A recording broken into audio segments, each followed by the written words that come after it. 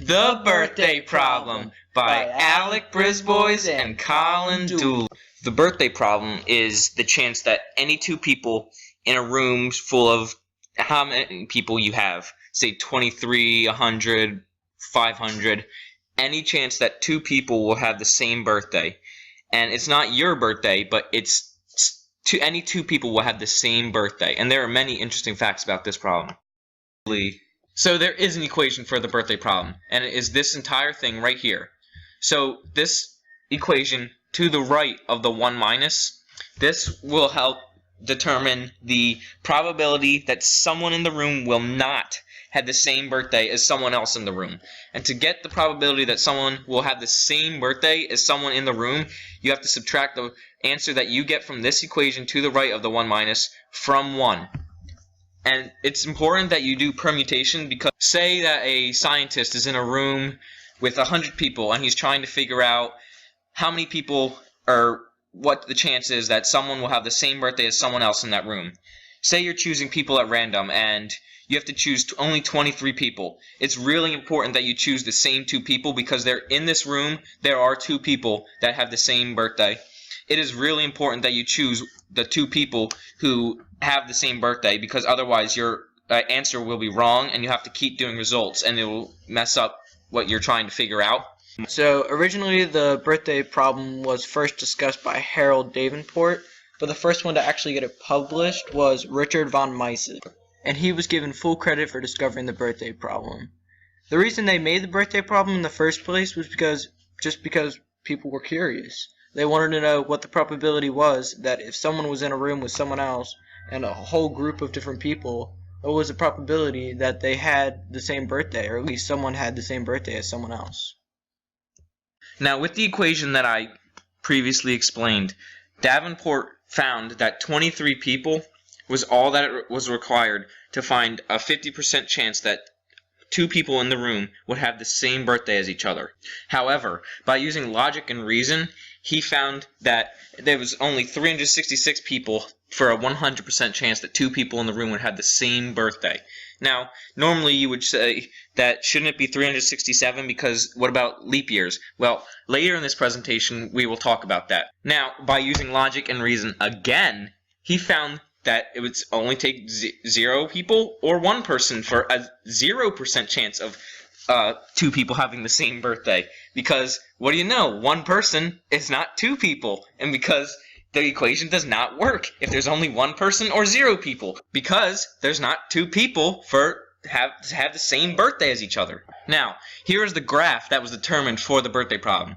As you can see, the red line indicates the probability of 2 people having the same birthday. The blue line indicates the probability of 2 people, or any people, not having the same birthday. And as you can see, as the graph reaches number of people, the red line starts reaching 23, and the blue line starts reaching 23 people. It intersects because the probability of having no pairs, and a pair is about 50%.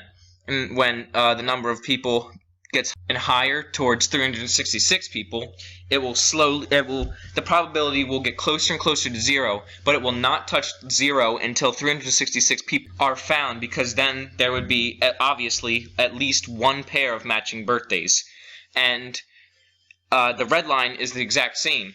As you go up, it reaches 23, like I said before, and as it keeps going, it gets closer and closer to 100% probability of a match, but it will never fully touch 100% until 366 people are reached, because then there would be a 100% chance of someone having a match, because we're only counting 365 days for birthdays. Alright, so there are a few common mistakes while using the birthday problem. One is people don't realize or forget about the pigeonhole theory, which is basically that when there's a certain amount of inputs and it outnumbers the number of outputs that are possible, one of the inputs has to repeat and go into the same output as another one. So when there's 366 people in a room, obviously one of them has to repeat their birthday. Another problem is that some people think probability is a linear function, when really it's exponential. And other people may only compare their birthday to other people's, causing the information to not be full and missing a lot of the outcomes. Alright, so there are some minor errors in this equation, most of them dealing with uneven distribution. Like, many children are born in the summer, especially the months of August and September, and that kind of throws off the distribution of kids being born throughout the year. And also, more children are born on Mondays and Tuesdays than on any other days. And the reason why the leap year is not included in this equation is because the leap year only occurs every 4 years. So for the other years where it's not a leap year, it'll just throw off the probability for everything else. And just it's not as helpful as it is hurtful to the equation. Now, when we started this project and we chose the birthday problem, we went in thinking, man, this project really shouldn't be that hard. It seems kind of straightforward. It's a birthday.